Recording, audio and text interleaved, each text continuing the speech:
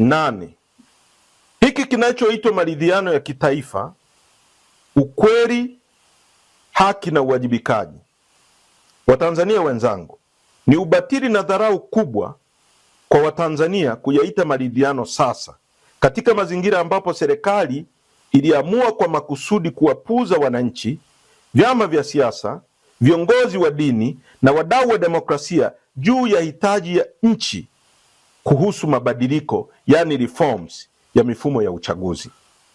Ni wazi kabisa hakuna maridhiano bila haki na hakuna haki bila uwajibikaji.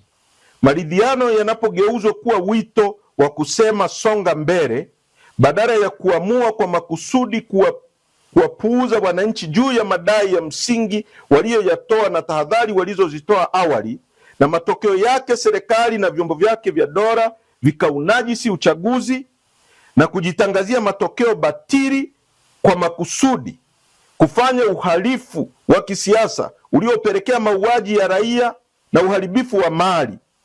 Wito huo wa maridhiano ni wa kupumbaza na hauna ukweli nyuma yake.